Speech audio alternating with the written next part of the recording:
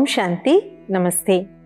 ETV life ఆధ్యాత్మిక channel మానస కార్యక్రమానికి స్వాగతం. ఆధ్యాత్మికతలో ముఖ్యమైనటువంటివి రెండు. మొదటిది జ్ఞానం, రెండవది ధ్యానం.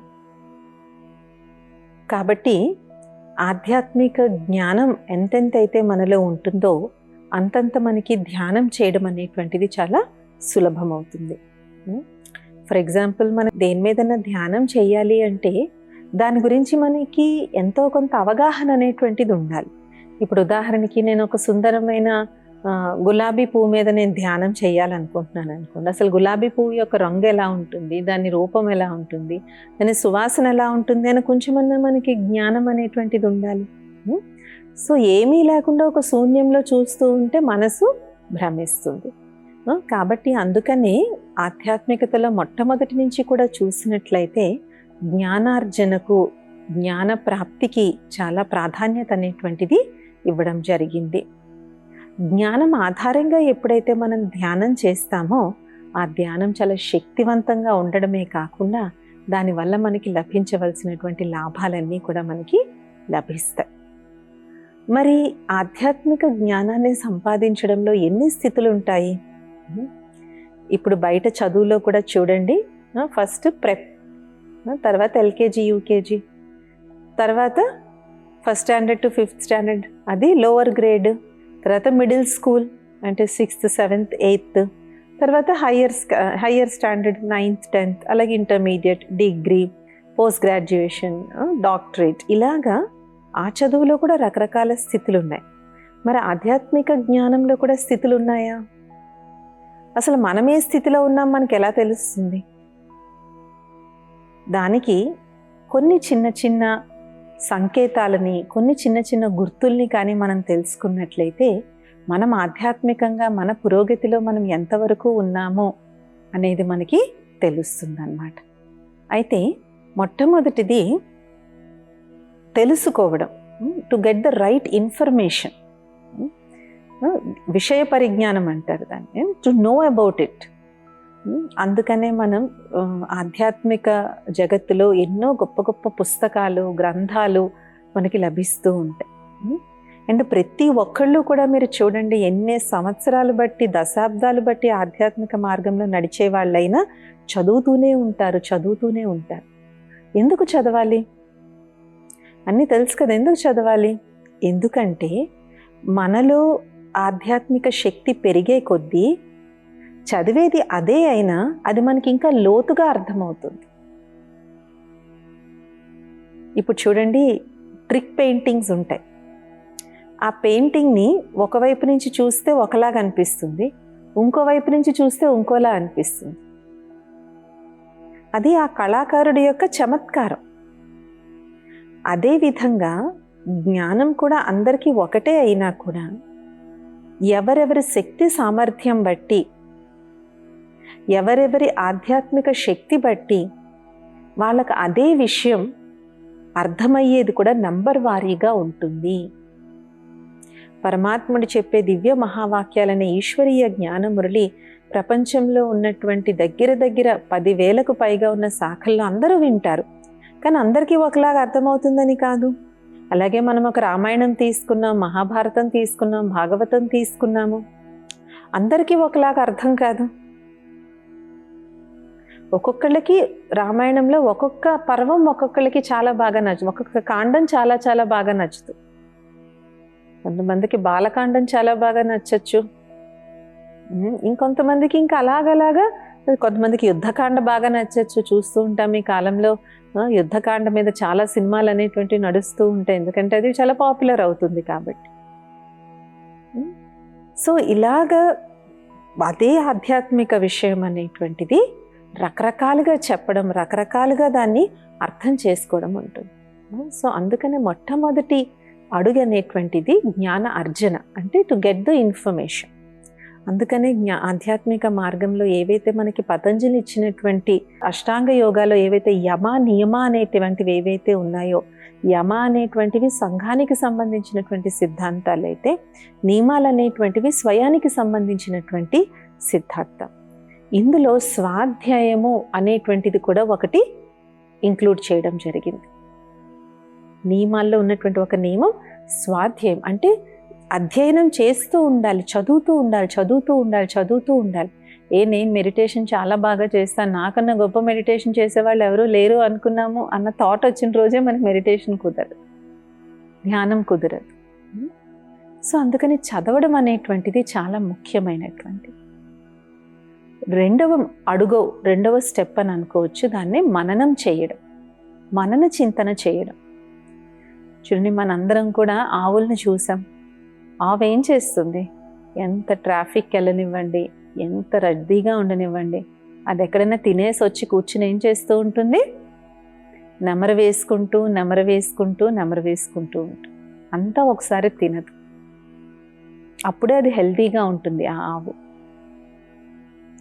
అదే విధంగా మనం ఉదయం ఏదైతే జ్ఞానాన్ని మనం వింటామో, ఏదైతే మనం చదువుతామో, దాన్ని ఏదో చదివేశాము అయిపోయింది, అమ్మయ్య నేను పుస్తకం చదివేశాను అని పక్కన పెట్టేయడం కాదు.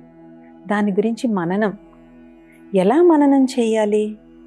ఇందులో నా జీవితానికి పనికొచ్చేటువంటి పాయింట్ ఏంటి? ఇవాళ నేను చదివినటువంటి ఆధ్యాత్మిక విషయంలో నేను దేన్ని అప్లై చేయగలను, దేన్ని నేను పాటించగలను, ఏది నాకు ఉపయోగపడుతుంది, లేదంటే నా ఫ్యామిలీకి ఉపయోగపడుతుంది. ఒక్కొక్కసారి మనం చాలా చికాకులో ఉంటాం, అలాంటప్పుడు మనకి ఏ పాయింట్ ఉపయోగపడుతుంది? సాక్షిగా అయ్యి ఆటను చూస్తూ వెళ్ళండి. ఒక్కోసారి మనం ఏం చేయలేం, డిటాచ్డ్ అబ్జర్వర్గా ఉండడం తప్ప. చూడండి, క్రికెట్ మ్యాచెస్ అవుతూ ఉంటాయి, అందరికీ స్టేడియంలో ఉన్న ప్రతి ఒక్కళ్ళకి ఆ క్రికెట్ మ్యాచ్ మీద ఒక ఒపీనియన్ ఉంటుంది. ఈ ప్లేయర్ ఇలా చేయాలి, ఆ ప్లేయర్ అలా చేయాలి. కానీ వాళ్ళు ఎవరైనా ఏమైనా చేయగలరా? చేయలేరు. ఆడియన్స్లో చూడడం, గెలుపు వస్తే ఎంజాయ్ చేయడం, ఓటమి వస్తే we hope for the best, next time hope for the best. So ఈ మన జీవితంలో కూడా ఒక్కొక్కసారి మనం చేయగలుగుతాం, కానీ మనం చేయలేనప్పుడు సాక్షిగా అయి ఉండడం. ఇలాగ అనేక విషయాలు జ్ఞాన మార్గంలో మనకి చాలా చాలా విషయాలు మనకి తెలుస్తాయి.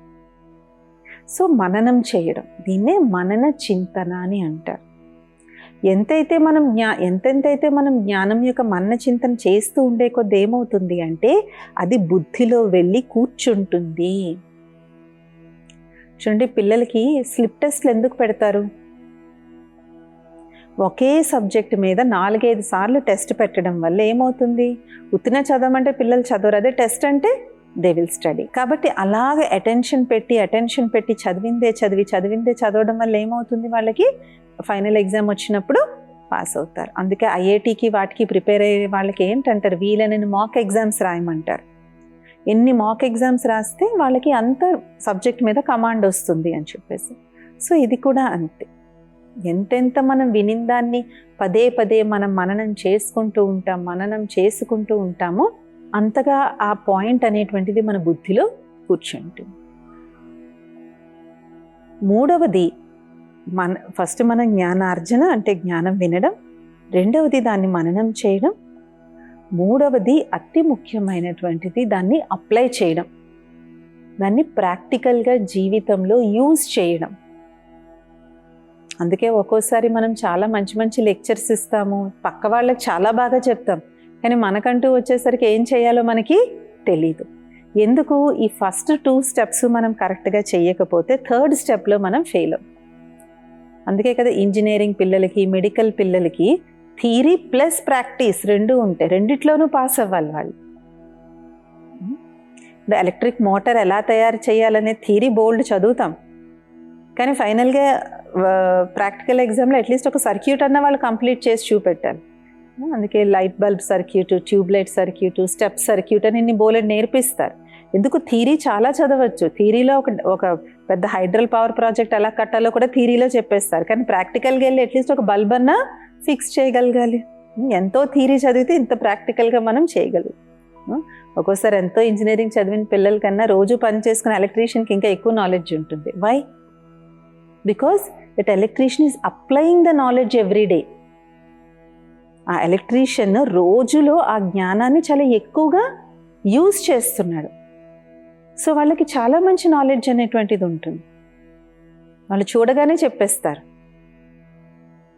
చూడండి, లైన్ మ్యాన్లు వాళ్ళు ఉంటారు కదా, అంత గందరగోళంగా ఉంటాయి. ఆ ట్రాన్స్ఫార్మర్ దగ్గర వైర్లు అసలు ఎక్కడ మొదలైంది ఎక్కడ ఎండ్ అయిందో కూడా మనకు తెలియదు, కానీ లైన్ మ్యాన్ కరెక్ట్గా ఐడెంటిఫై చేయగలుగుతాడు. Why? Because he is using the knowledge. జ్ఞానాన్ని అతను యూజ్ చేస్తున్నారు కాబట్టి. ఇది కూడా అంతే. ఎంతెంత అయితే మనకి ఆధ్యాత్మిక జ్ఞానం, మనకి చాలా అలజడి వచ్చేటువంటి సిచ్యువేషన్ ఉంది, అరే what I'm I'm a peaceful soul. నా యొక్క మూల గుణం శాంతి. శాంతి నా యొక్క స్వధర్మం. శాంతి అనేటువంటిది నా ఒరిజినల్ నేచర్.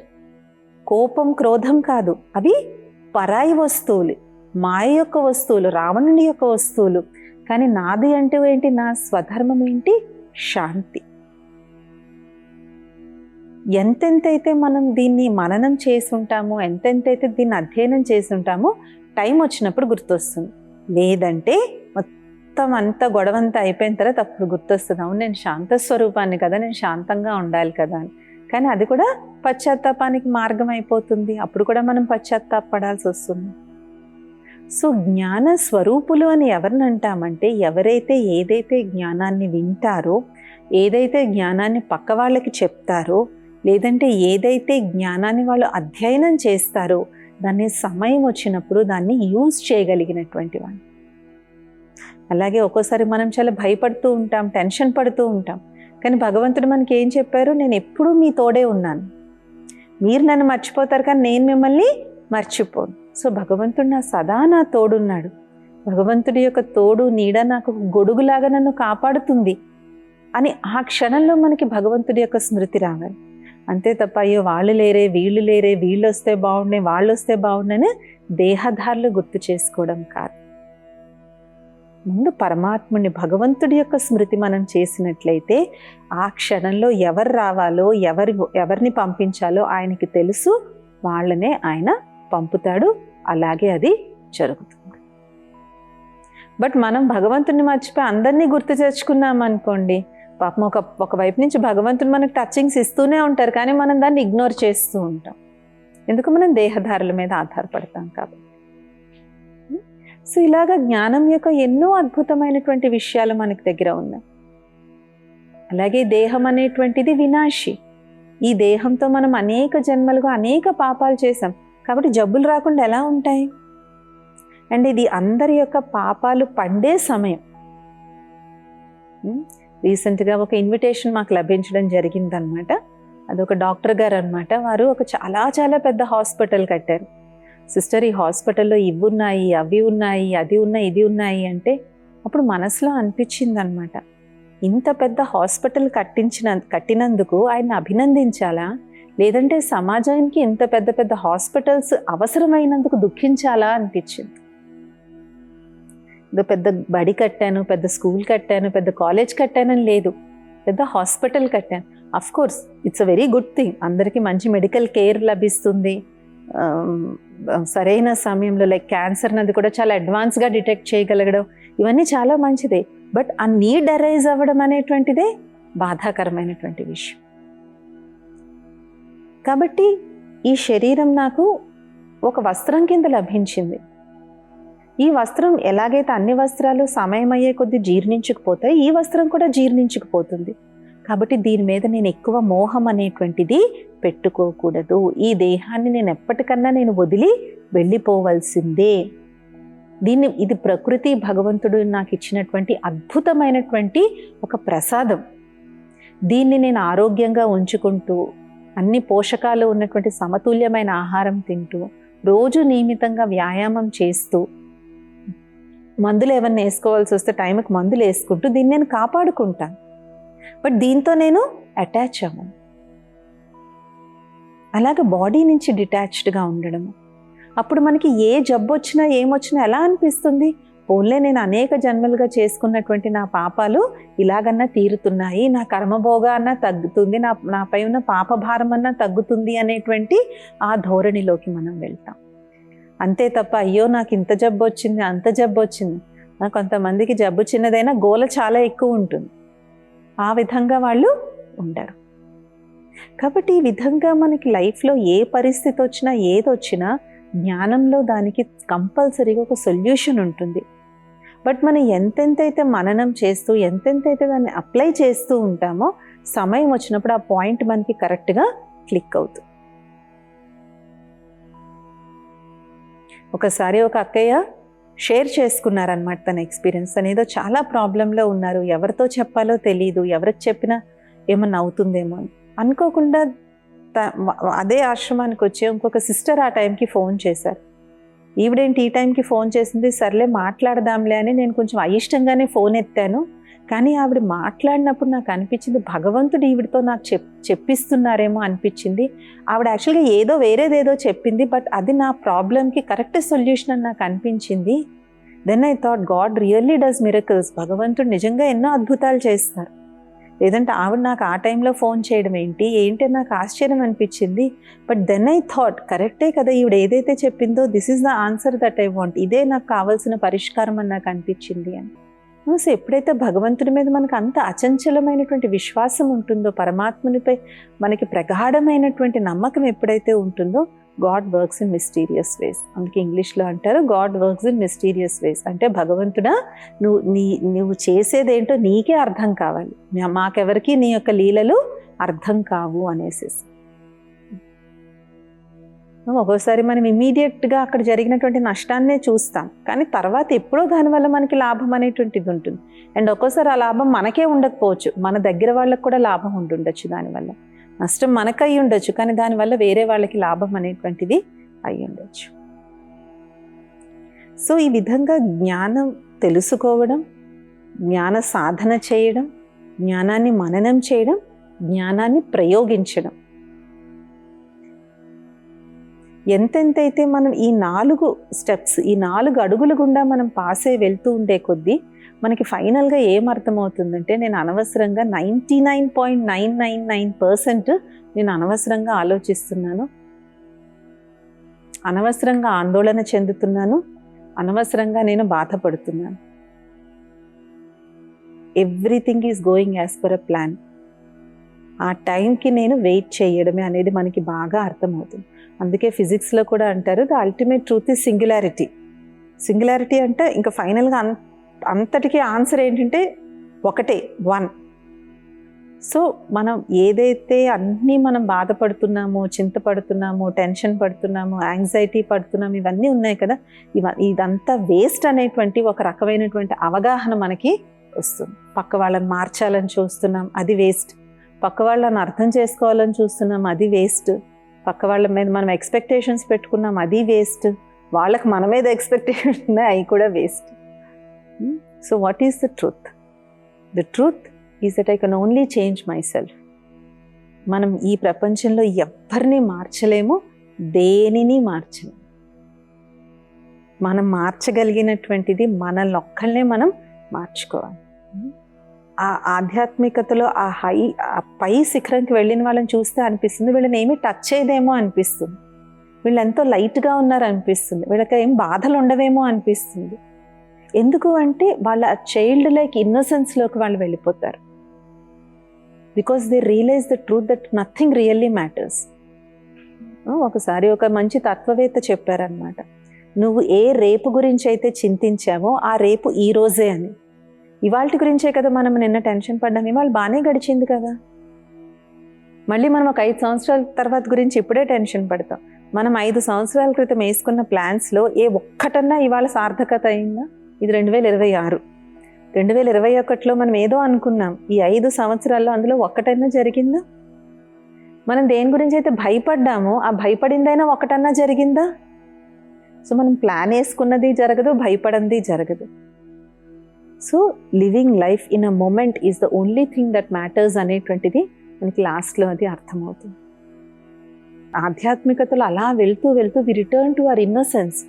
మన భోళాతనానికి మనం వెళ్ళిపోతాం. మన యొక్క ఆ భోళాతనమే నిజమైనటువంటి సాత్వికత.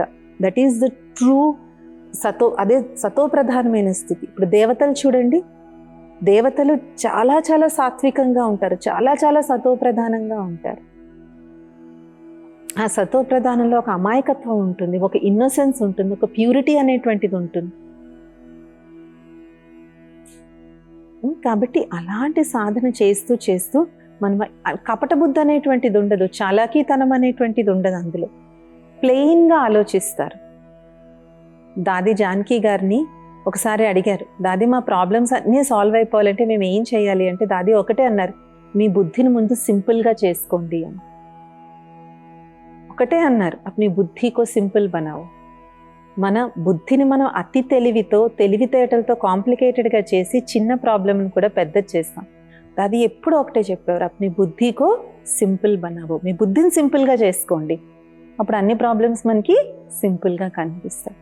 కాబట్టి నేటి సమాజంలో ఉన్నటువంటి అనేక ప్రాబ్లమ్స్కి పరిష్కారం ఆధ్యాత్మిక జ్ఞానం యొక్క సాధన, దాన్ని మన జీవితంలో అన్వయించుకోవడం, దాన్ని మనం సమయం వచ్చినప్పుడు ప్రయోగించడం.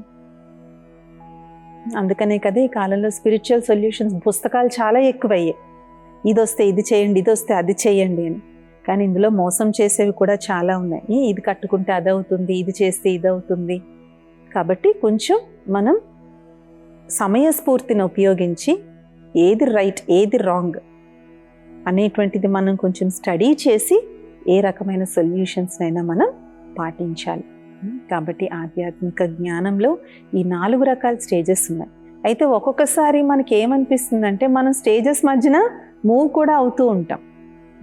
That the path is not straight like this, ఇలా స్ట్రైట్గా మీదకే వెళ్ళిపోతామని కాదు, ఒక్కోసారి మీదకెళ్ళి కిందకు కూడా వస్తూ ఉంటాం. ఎందుకు? రకరకాల అవరోధాలు, రకరకాల విఘ్నాలు వస్తూ ఉంటాయి. మనం బాగా రోజు స్పిరిచువల్ స్టడీ చేస్తాం, రోజు మంచి స్థితిలో ఉంటాం, సడన్గా ఏదో ప్రాబ్లం వస్తుంది, మొత్తం మన స్థితి కిందకి వెళ్ళిపోతుంది. But we keep on experimenting. అప్పుడు ఏమవుతుంది? నవీనత, నూతనత్వం. అదే మొదట్లో చెప్పాం కదా, మనం స్టార్ట్ చేసినప్పుడు అదే పాయింట్ ఒక 2-3 సంవత్సరాల తర్వాత అదే పాయింట్ చదివితే ఇప్పుడు దాని డెప్త్ ఇంకా ఎక్కువ అర్థమవుతుంది. ఇప్పుడు we feel I know this, I realize it, అంటే రియలైజేషన్ ఉంటుంది. అందరం చదువుతాం ఆత్మ అనేటువంటిది అవినాశి, ఆత్మ కేవలం దేహం మారుతుంది అనేసి చిన్నపిల్లలు అడిగినా చెప్తారు. బట్ మనం ఆత్మ సాధన చేసినప్పుడు, ఆత్మిక స్థితిలో ఉండే సాధన చేసినప్పుడు ఆ పాయింట్ చదివితే ఇదంతా కరెక్ట్ కదా అనిపిస్తుంది. నాకు చావు అనేటువంటిది లేదు, ఐఎమ్ ఇమ్మార్టల్, నాకు మృత్యువు లేదు, నేను జస్ట్ ఈ బాడీ చేంజ్ చేస్తానంతే. ఎలాగైతే నేను రోజుకు ఒక డ్రెస్ వేసుకుంటానో అలా నేను కొన్ని సంవత్సరాలకు ఒక డ్రెస్ మారుస్తాను. ఒకసారి స్త్రీ, ఒకసారి పురుషుడు, ఒకసారి ఇండియన్, ఒకసారి ఫారినర్, ఇలా నేను డ్రెస్సెస్ మార్చుకుంటున్నాను అంతే. That realisation is very profound, చాలా స్ట్రాంగ్గా అనిపిస్తుంది. అప్పుడు ఇంక మనకి ఏదన్నా భయం ఉండదు. వెన్ వీ రియలైజ్ దట్ నేను ఒక అమరమైనటువంటి అజర్ అమర్ అవినాశి ఆత్మను, అది నా true identity, that is who I am అనేటువంటి ఆ రియల్ అబ్సల్యూట్ రియలైజేషన్ ఏ రోజైతే వస్తుందో మనకి భయం అనేటువంటిది పోతుంది. ఎవరి మీద భయం ఉండదు, దేని మీద భయం ఉండదు, భవిష్యత్తు గురించి భయం అసలే ఉండదు. Because I know what is the future, I have to leave this body and go. నేను కష్టపడి చదువుతున్న చదువును వదిలి వెళ్ళిపోవాలి, నేను ఎంతో పహాన్యసలు కష్టపడి చేస్తున్నటువంటి ఉద్యోగాన్ని నేను వదిలేయాలి, నేను ప్రాణప్రదంగా చూసుకుంటున్నటువంటి నా పరివారాన్ని కూడా నేను వదిలేసి వెళ్ళిపోతాను. కానీ ఆ వదిలేసిన ఒక్క క్షణంలో అవన్నీ నాకు మాయమైపోతాయి. అన్నిటి ముందు ఎక్స్, లేట్, ఫార్మర్ అనేటువంటి టైటిల్స్ పడిపోతాయి. ఇంట్లో వాళ్ళు మనల్ని గుర్తుపెట్టుకుంటే మ్యాక్సిమం 1 సంవత్సరం గుర్తుపెట్టుకుంటారు, 2వ సంవత్సరం నుంచి ఆ డేట్ వచ్చిన రోజు కూడా మర్చిపోతారు. కాకపోతే ఇప్పుడు చాలా యాప్స్ గుర్తు చేస్తున్నాయి, ఇవాళ మీ పలానా వాళ్ళ పుట్టినరోజు అని రిమైండర్లు పెట్టుకుని, ఓహో రేపు మా నాన్నగారిది ఇది కదా, మా అమ్మగారిది ఇది కదా అని యాప్స్ గుర్తు చేస్తే గుర్తొస్తున్నాయి. సో ఒకప్పుడులాగా 10 సంవత్సరాల వరకు ఎవరు కూడా ఏం పెట్టట్లేదు, 10 సంవత్సరాలు కాదు కదా, ఫస్ట్ ఇయర్ కూడా ఎంత మినిమం వీలైతే అంత మినిమం పెడుతూ ఉన్నారు. సో అంత మనం దేనికోసమైతే ప్రాకులాడుతున్నామో అదంతా ఒక క్షణంలో వెళ్ళిపోతుంది. అందుకనే physics and spirituality are very close to each other. భౌతిక శాస్త్రము, ఆధ్యాత్మిక జ్ఞానము చాలా దగ్గరగా ఉంటాయి. అండ్ ఎవరైతే ఫిజిక్స్లో ఎస్పెషల్లీ మెటాఫిజిక్స్, క్వాంటమ్ ఫిజిక్స్, ఇలాగ ఫిజిక్స్లో ఏవైతే చాలా చాలా సూక్ష్మమైనటువంటి బ్రాంచెస్ ఏవైతే ఉన్నాయో అవి చదివేటువంటి వాళ్ళందరూ బాగా స్పిరిచువాలిటీకి కనెక్ట్ అవుతారు. Because finally both say the same thing. So అందుకని జ్ఞానం అనేటువంటి, ఆధ్యాత్మిక జ్ఞానం అనేటువంటిది ఎంతో అద్భుతమైనటువంటిది. దీని లోతుల్లోకి వెళ్ళే కొద్దీ దాంట్లో ఆధ్యాత్మిక జ్ఞానం కూడా అంతే. ఇది ఇవాల్టి మానస కార్యక్రమం. వచ్చే మానసాలో ఇంకొన్ని అంశాలతో కలుద్దాం. ఓం శాంతి. నమస్తే.